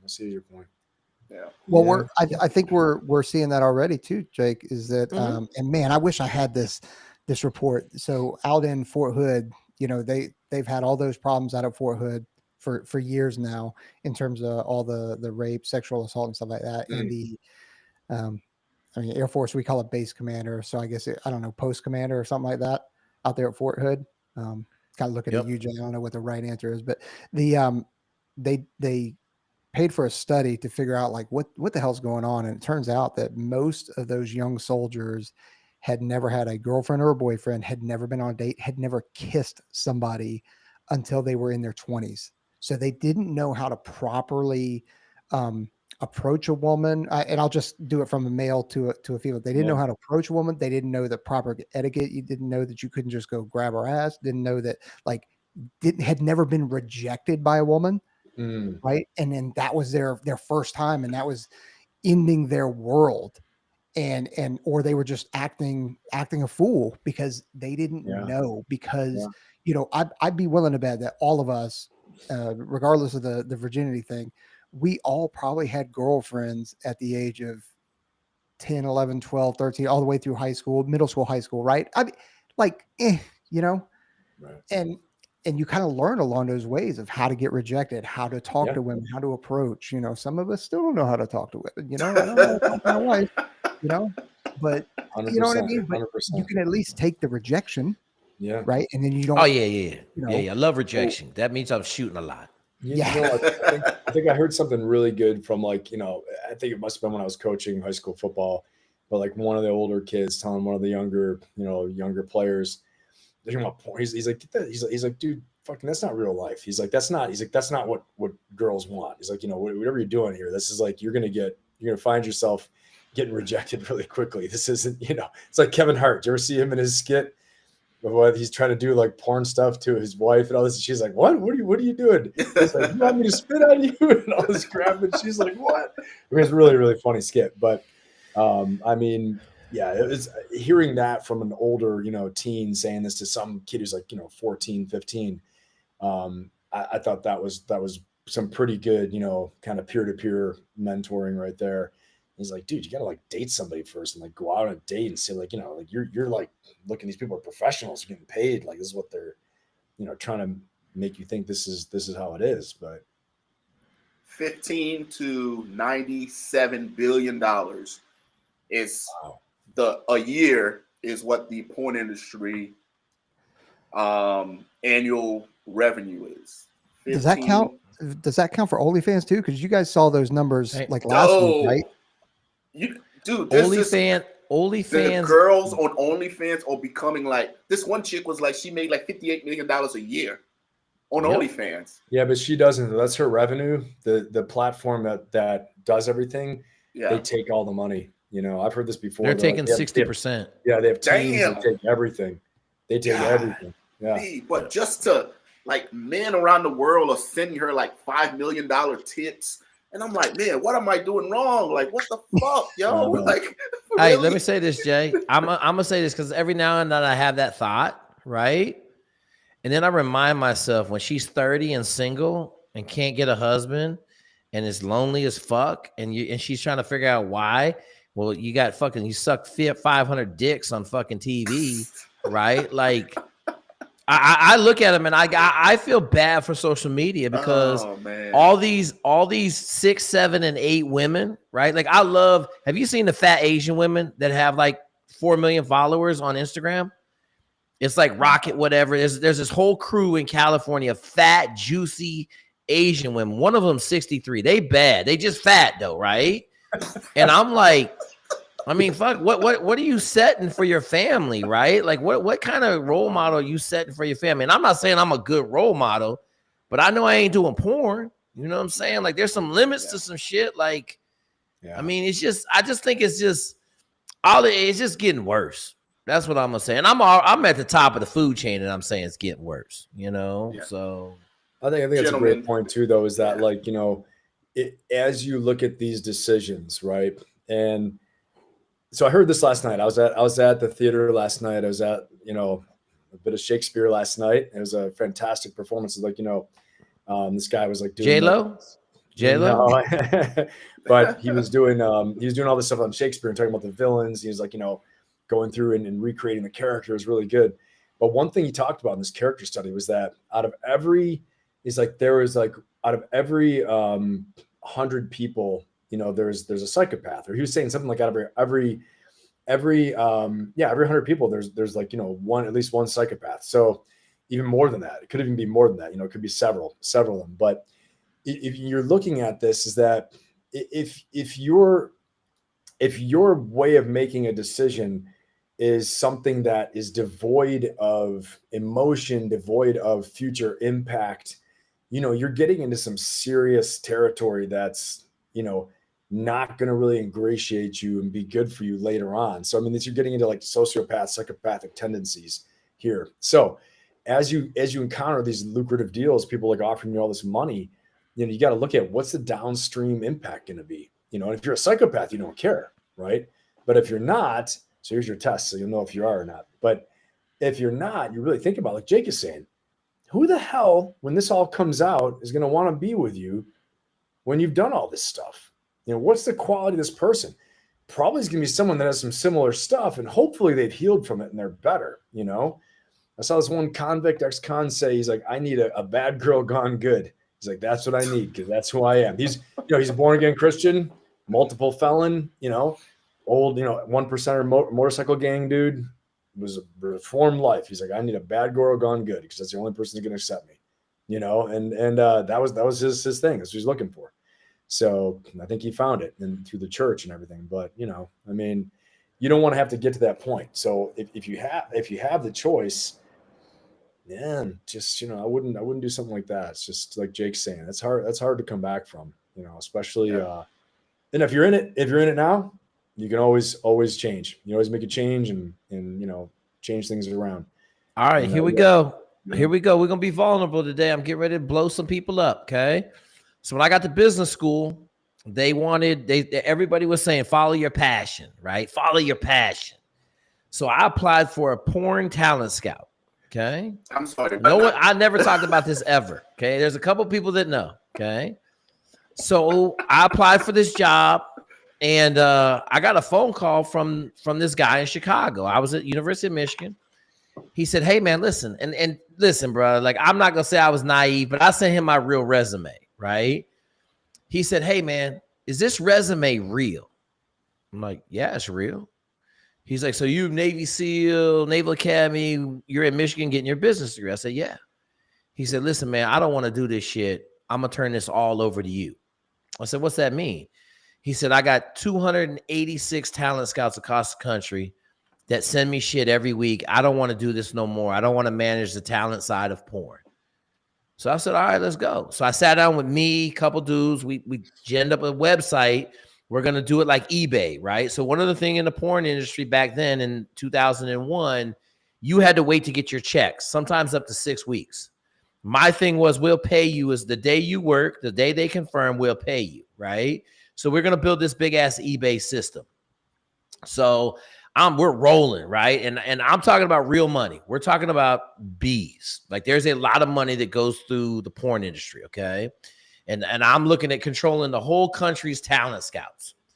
So we working on this for 3 weeks. I wake up at 2 a.m, hyperventilating. What are you doing? Like, why are we going down this point? Now, at this point, I'm not going to lie to you. The post office was calling me, and I'd have to go up there. You know those big ass postal carts that have the canvas on the side? I'd have 2 of those a day of tapes and DVDs and shit. Like, it was insane. It was insane. Okay. And 3 weeks later, I woke up and I had a panic attack. And I was like, fuck, you ain't going down the right road, bro. This ain't who you are. I don't give a fuck how much you like sex and all this other debauchery, but this ain't who you are. So I called the dude up and I said, hey, bro, listen, I'm going to send you all this shit back. He said, damn. And I said, what's up? He said, you were too good to be true. He's like, people like you don't work in this business. And he just said, thank you, man. I sent everything back to him. Now, this is how I'm going to caveat this story, okay? That's 2001. 2007, I'm renting out my loft apartment in Maryland, and I get a phone call from a lady who has no job. She says, I make $7 million a year. Okay, what do you do? She's like, I have 400 women working phone sex for me. I said, really? I said, send me some bank statements. No bullshit. The bank statements backed up what she was saying. She was making $7 million a year. Okay. So I said, okay, I'll rent to you. No big deal. What do you do? She said, I lay around all day and I have phone sex all day long. All right, cool. Like, I don't have a problem with that. So then I told her about my business in 2001, and she was like, oh my God, do you know they just rolled that out last year and the guy is making billions? Yeah, so, okay. Right. Like 2006, she said they rolled it out. Like 5 years after I had already started to roll it out, and the dude's making billions of dollars. Okay. But I don't lose sleep over that decision because I couldn't work in that industry. I couldn't. Jake, is there anything you haven't done? No. Like I told you, them skeletons are real, my dude. Like I tell people, man, don't come over to my closet. That motherfucker's full. That's wild, man. Jake, I love that though. Like you're I hate the judgment from people, right? In terms of, talking about the skeletons in your closet. Like, hey, make sure your closet is cleared out before you come looking in mine. You know what I mean? Yeah. Too many people are too quick to judge. So I dig that. Yeah. I'm lucky not to be in prison right now. Like flat out. Like I got real skeletons in my closet. And I could have elephant skeletons in my closet too. Like I could have skeletons bigger than the motherfuckers I got in my closet. But I've had a couple phone calls I had to say no to. Hey, bro, I can't help you out on that one, partner. You need some help planning. I'll talk to you person to person, but I can't get involved in that one. That's wild. All right, this next one, guys. Congress is directing the Department of Defense to investigate operator syndrome, a condition prevalent among special operation forces characterized by low testosterone level due to chronic stress. All right. In 2020, a research paper by Dr. Christopher Frew highlighted that by age 35, many special operators have testosterone level compared to men age 80 to 90. Right. So the DOD is putting some effort towards this, and they're ordering an investigation to figure out what is going on, right? So by age 35, our fucking levels are equivalent to that of a 90-year-old. What are you guys' thoughts on what the DOD is trying to do as far as trying to tackle this issue? And do you guys know anybody that suffers from this? I know a few, right? Jay, why don't you jump in, man? You know a few. I mean, why don't you lead off? Yeah, so me personally, right? So I got out, I was 38 whenever I got done with my first on time and I was getting ready to get out, right? And I remember I was doing my first on time at the schoolhouse, and dude, like I would get to the office at 9 o'clock, and by fucking 1 o'clock, like I was ready to take a nap, right? I was tired as fuck. And I go to the gym around lunchtime, right? But it was just, man, I'm tired. I got fucking like foggy brain. I can't think straight. And as soon as my first on time was done, I started going through Intrepid Spirit and started going through the medical retirement process. And one of the things that I did was I got my blood work done to figure out, hey, where my T levels were and what's going on within my body and all that shit. My levels came back at 320. Right, which is fucking low as hell. 320, right? So I didn't know what that meant. I was like, okay, Army doc, like, what does it mean? Army doctor's like, oh, that's normal. Because according to the Army, normal is 300 all the way up to 1200. So as long as you're within that range, that's normal. You could have been juicing the whole time and they wouldn't have known. Yeah. Yeah. It's like 300 to 1200, that's considered normal for the Army. So I was like, man, so I did some research and I'm like, that doesn't sound right. I was like, I want a second opinion, send me off post. So I go off post to a TRT clinic. I was like, hey, this is the test I got from the Army. They told me it was normal. And the lady looked at me. She was like, nah, you're pretty much a female. Like, this is not normal for... That's terrible. You're pretty much a female. What? That's exactly what she said. It was like, no, this is not normal for a 38, 39-year-old. I'm like, okay, like, what do we do? So I went through the process, did some more panels. And then I went back to the Army. I was like, hey, this is what they're telling me at this other clinic. Like, they said this is not normal. Like, what can we do? And they were like, well, we can give you TRT. We can do all these different things. You just have to apply to TRICARE. So I went through the process, applied with TRICARE, and then everything got approved. But to me, I didn't realize, because I was still in shape. I could still go to the gym and lift, but I was getting tired all the time. Yeah. And it was different when I was like on an active ODA where we would just go in 100 miles an hour. But as soon as I switched from operational to an admin role, it's like I just hit a wall and everything just came crashing, right? I was like, man, I slept like shit. I didn't have any energy anymore. Like I was falling asleep in my computer. I was like, man, what the fuck's going on?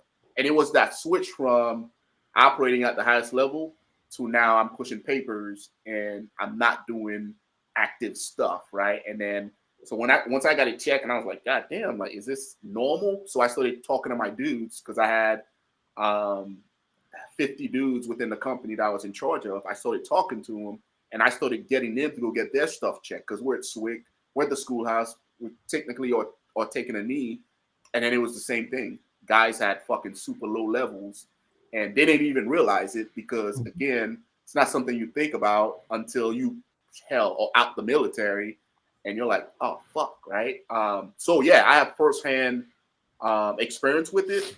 And I know a lot of guys that were like, they were oblivious to it until I told them to go get checked. And once they did, they were like, holy fuck. And even then, once they found out what their levels were, they had no idea what to do about it, nor did they want to do anything about it due to the stigma that's around that topic, right? But yeah, it was eye-opening for me. And hell, I've been on TRT for like 3 years now, right? Just my fucking 200 a fucking week. That puts me at 1,300, give or take. And I love it. I'm like, man, we should have been doing this while I was in. Had I known my levels were that low and had I known that the military would have approved it and my prescription would have been taken care of by TRICARE, I probably would have done it a lot sooner. And I'm glad that the military is looking into this because it is a problem that affects the operators at the highest level, right? And this was towards the back end of my career. I was at like 18 and a half years. Just think about all the other guys that don't take the knee, right? Yeah. So Jay, Jake, are you getting your estrogen checked? Yeah. So every 10 weeks, I go in for full labs. Yeah, because the estrogen all my is levels the problem. to include estrogen. Yeah. So I get all my shit checked every 10 So weeks. here's something I want to say because the Green Berets are doing it right. So the Green Berets have a clinic. Well, let me say this. Cleveland Clinic has a functional medicine clinic that's in partnership with the Green Berets. The Green Beret Foundation has a link to Cleveland Clinic. I got to go. Jeff Didia, who's a Green Beret medic, sent me and Travis on the Green Beret protocol. And I was absolutely floored. They take, I want to say it's like 18 blood draws when you first get there in the morning at like 6. And then you go to class for like 4 hours and they show you your special operations profile. And they said, you'll be within 5% of these numbers. And I'm like, what do you mean? Like, so the stress is measured out of 6. Every special operations dude is above 5.5. Like your normal resting cortisol level in your body is above 5.5. If it's above 1, you cannot lose weight. Like that's why all the special operators are fat. It has nothing to do with they're not working out as much. It has to do with their cortisol level is pegged at 5.5. Okay. And so I learned some phenomenal stuff there about, like, I lost 70 pounds in 6 weeks. It was the craziest shit in the world. I just did with it the whole 30, lost 70 pounds, but then I was tired, like Jay was saying. Well, shit, I go get my TRT check. That shit's at 0. I'm like, God damn, like, I lose 70 pounds. I got 0. They're like, that's how it is. And I went on tests, but I don't think I was doing it right. And I wasn't monitoring my estrogen. So I grew some boobs. And then obviously I got off a test because test was making me crazy. But I was doing it like they said, which was intermuscular. And all the bodybuilders say to do it subcutaneous. So it's in your fat and it dispels a lot slower. But there's a lot of stuff going on. I love that Congress is going after it. But if they ain't going to give me an extra $5,000 on my 100% VA, I'm kind of like, what are they going to do to fix the problem? Because like we talked about training on my channel, you ain't fucking making the stress any less. Like you ain't going to fucking come in and be like, oh, we're going to have stress management today. Okay, we're not going to jump out of planes for 40 days. But that ain't happening, bro. Like everything we do is stress. Like we're in the business of gunfighting. Like, gunfighting ain't no fucking less, like we ain't fucking in a tiddlywink contest, Yeah. I think it's a good place to start though, right? Because sorry, Peaches, because we do such a good job making us to what we are now, but we do such a shitty job at the exit interview aspect of it and making sure guys are 100%. It's like, because I did the math, I don't know about you guys' pipeline, Peaches. It's probably around the same amount of money, but to make a Green Beret, it costs roughly $1 million fucking dollars. That's more than a doctor, lawyers. Dude, that's more than any profession that I could think of. And that's just to make a ground level, straight out of the Q course, 23, 24-year-old operator. That still has to get to a group and go through all the training, all the experience, all the advanced schools to be where we are right now, right? At the end of our career. $1 million fucking dollars, right? And then we get to the end of the pipeline 20 years later, and it's like, hey man, you got fucking, 30 to 90 days to get your ass out the military and get all your VA claims put in. Best of luck to you, right? That 20 years of fucking trauma that's packed into all of those deployments and all of that. It's like, all right, man, like deuces. We are making some stride because now we got Intrepid Spirit. We have the care coalitions that SOF has started to develop on the Army side, but we still have a long ways to go, in my opinion. Peaches. Yeah, so I think a lot of it's not just stress; it's TBIs as well, because that messes with your hormones and all that kind of stuff. And we all, Jay, you talk about it, doing jumps constantly, shooting in the house, close air sport training trips, all that kind of stuff, right? That adrenal fatigue. Like I'm sure all of you guys have been on the back of a ramp doing a night jump, full combat equipment, and you're not nervous. You're just kind of like, yeah, okay, cool. Like whatever. Like you shouldn't feel like that. None of us should. I mean, you should feel comfortable and confident, but none of us should be like, yeah, well, fuck, here we go again. Like whatever. You know what I mean? Like that's a problem. And so I don't just think, like, I agree with everything you guys said. The one change that I would do is instead of just giving it to older dudes, because our younger generation of men are already have less testosterone, they're already deficient.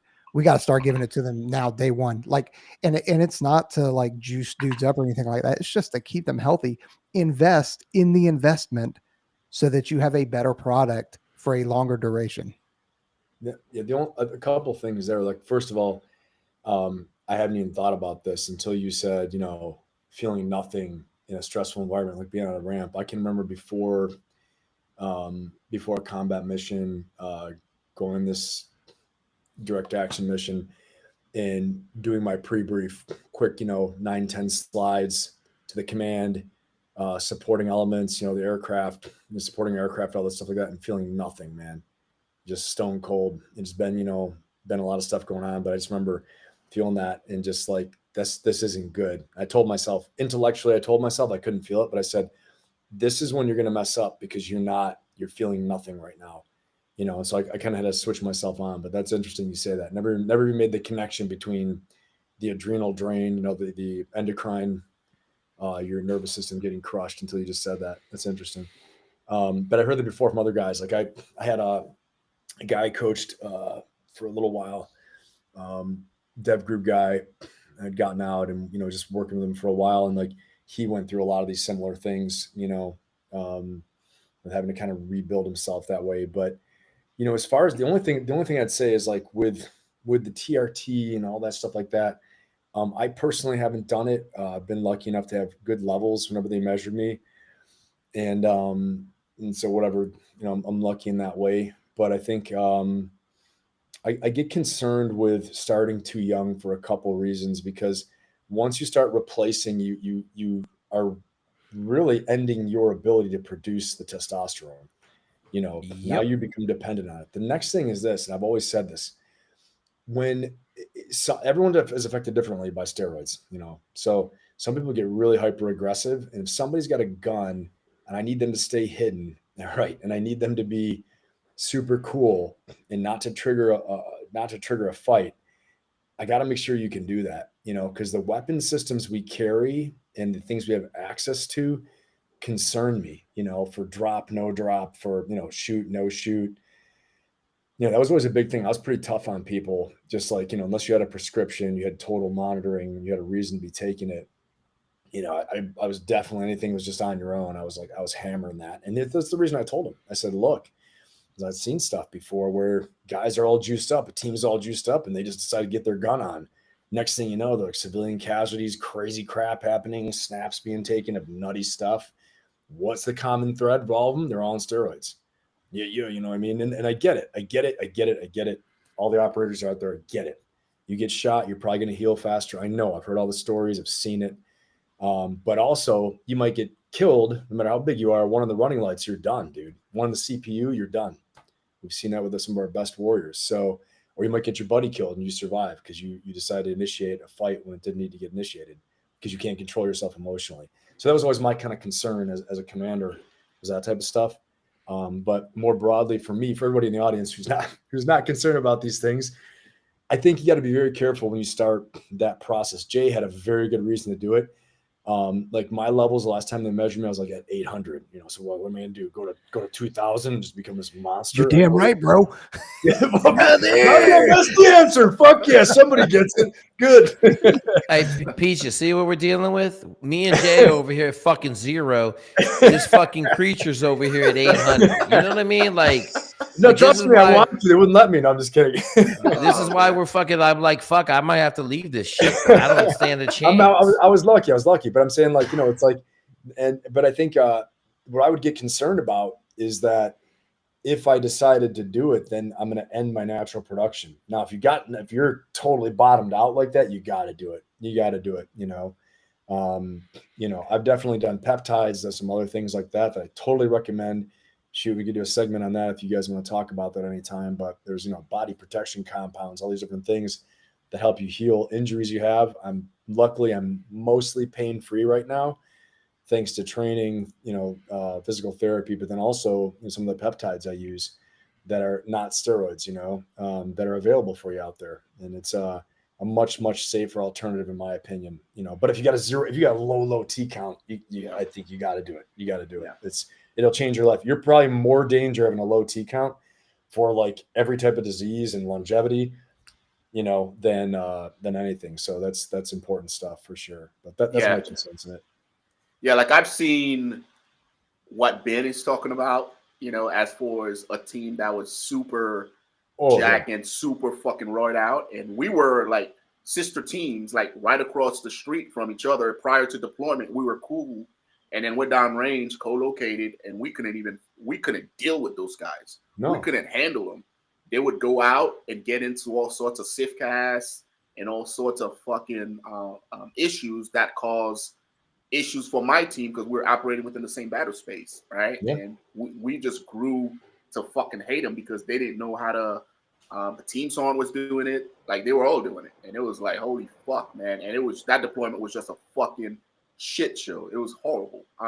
So yeah, I completely understand And you know where you're coming from. And that's what I say. Like, I'm not like, it's not like I'm some, moral knight over here, right? I had luckily some good encounters with some really good dudes. One of them was a SEAL mentor in passing, let's say. And I'm not going to say his name, Jake, you'll probably know him, but pretty well-known SEAL that just like took me aside when I was a midshipman at the Naval Academy. We were out, like we were having some beers talking, and he's pretty jacked and everything. And he's just telling me stuff. He's like, he's a leader in the teams. And he was like, hey, he's like, no matter where you end up, whether it's SEAL or, it's Marines or, you end up going Army Special Forces, whatever happens, because you don't know in your career, where you decide to leave or go.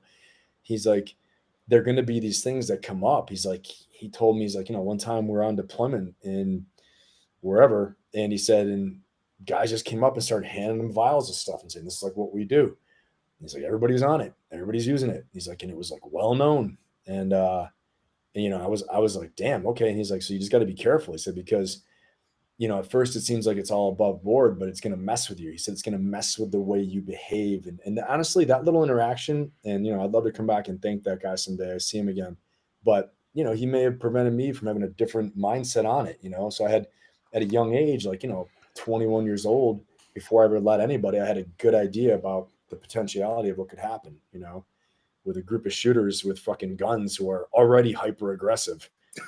So, and that's what he's telling me. He's like, just watch it, stuff's going to go down. So, absolutely. Brother. Yeah. Right. Brother. That's right. Exactly. And everyone's talking like the macho man on the team. We got problems. Yeah. Oh, yeah. I'm going to go down there and fuck him up with my fucking M40 grenade launcher. Oh, yeah. I got the Crusader. Oh, man. What are you guys looking forward to the most around Christmas times as we wrap this one up? What are you guys looking forward to the most? Man, just spending time with my family and trying to be there for anybody that's out there. So if you're in the Nellis area, man, if you guys need a place to go, hit me up on Instagram, man. Let me know. You don't need to be hanging out alone. Yeah. Jake? Man, that's big. I'm rocking out, man. I got a young person here that's going to OCS. We're going to do some land nav out at Bullis. I got to ask him if I can drag my kids because it's time for the kids to learn some land nav. We're going to be doing some shooting in the backyard with the M177 pellet gun. And then we're going to do 3 every other days of iFly. And we're going to work on body position and get the 3 kids all flew by themselves last time. So I'm trying to give them 3 days in a row of iFly so that they can like have a solid ass, like fly around in the tunnel. So that's it. And we're playing across the street with the kids in the neighborhood, which my one son tried to fight me yesterday. And then he came back totally sweaty and said he had a blast. I said, yeah, that's what playing with other kids does, bro. Like you're not staying in the house. So play-based childhood.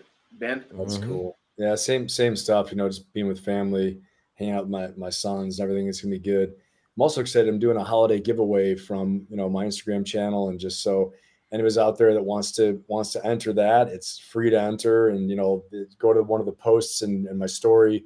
You can link in, see how to enter. I'm giving away Christmas Eve 3 $100 gift cards to Amazon. And then New Year's Eve, giving away a $500 cash prize as well, too. Just my way of saying thank you to everyone for the support, giving back. And then also just having a little fun, too, as well at the holiday time. So it's that I'm looking forward to that. That's been a lot of fun so far, just seeing all the interactions and everything. Absolutely. Hey, Ben, have you got your Speedo calendar ready for 2025? No, I need to get it. Is that ready to go? I'm a little bit of a fluffy seal right now. I want a signed copy. Hey, I'm fluffy, bro. This might be the all clothing calendar with big coats and stuff right now. Hey, you're still gonna sell fucking 100 million copies, bro. Hey, shit, you ain't kidding nobody. It's gonna go to charity. The Jake charity. They sponsored by the War Room Podcast, right?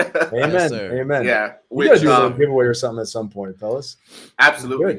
Shit, we still need to link up and talk about this live meeting that we're gonna try to knock out in 2025. Maybe we should go up to New Jersey, shoot one of those drones down. I'm just kidding. Just kidding, everybody. Just kidding. We'll film it. Just kidding. Not gonna happen. Peaches, I appreciate you filling in with Aaron. I don't know why he couldn't be here. He was in the chat the entire time. But well, it's kind of like usually I'm in the chat too because I want to help out and support. Like I think if you're not gassing your bros up, like what Yeah. are you really doing? You know what I Yeah. mean? So absolutely. like I would be driving home from work and just be in the chat and then so try and help out. I don't know. Appreciate you, man. Thank you. Yeah, Much man. love Thanks to for you, what brother. guys do. And again, condolences to everybody in Germany that's currently going through what they're going through right now. And that's if you're out there. And to Peach's point, if you need help, especially around the holidays, man, this might be something that I start doing on my channel because we just had another death over a third group. You know what I mean? Team Sarn from my old team. You know what I mean? Drove out to DZ and took his fucking life, right? So God damn, dude. I might just start putting my fucking phone number out there on my channel and saying, hey, just fucking call me.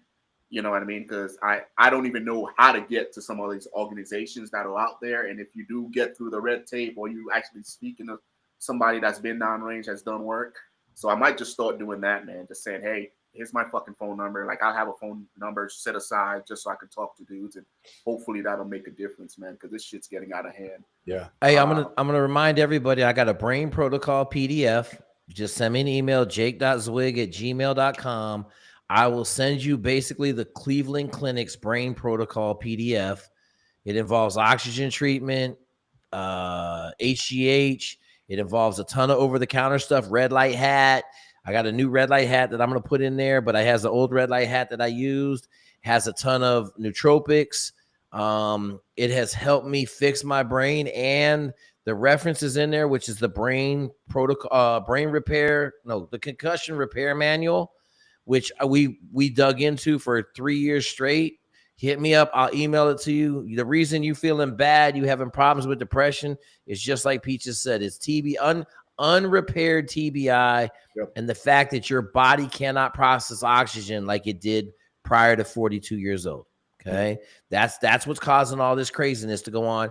I'm gonna remind everybody. I put the O2 fucking meter on my finger 2 weeks ago. That motherfucker read 94%. Okay. That's where I'm at 53. So if I don't supplement my oxygen, I don't do some extra shit, my brain isn't getting to heal every night. And then I'm going to start having problems that compound and push me down that dark hole. And as Jake's saying too, to back him up, man, get that PDF from him for sure. But there's stuff out there. Like I don't even think about the stuff that I use, like NAD plus, all these different things that are out there. Dr. David Sinclair, who's done all this groundbreaking research on this stuff. But Jake's probably got a lot of that in the PDF for sure. And but you got to supplement. You got to do some supplementation. It really, really helps out. So absolutely. All right. Well, I appreciate you guys. Thanks for Hey, coming Merry out. Christmas, motherfuckers. Enjoy Christmas, and we'll see you guys next week. all right, fellas, been fun. Thank you, everybody. Take care.